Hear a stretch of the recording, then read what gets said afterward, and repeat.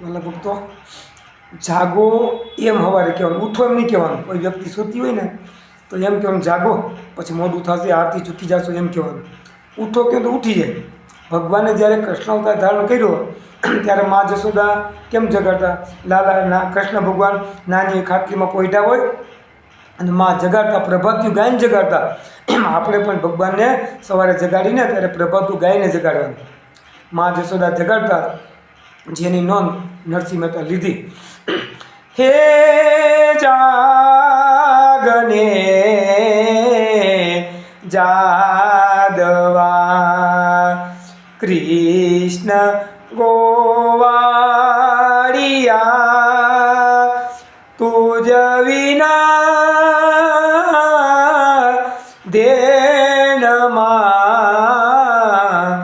કોણ જાશે. હે જાગને જાદવા કૃષ્ણ ગોવાળિયા, તુજ વિના દેનમાં કોણ જાશે.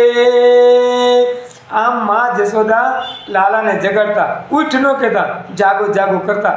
ઉઠ તો કે ઉઠી જાય. માટે સવારે કોઈ વ્યક્તિ સૂતી હોય ને મોડે સુધી તેને કેવું જાગો, પછી હજી પૂજા પાઠ કરજો, વાર લાગશે, આરતી ચૂકી જશો, જાગો એમ કહીને જગાડવાના. ઉઠો કહેશો તો ઉઠી જશે.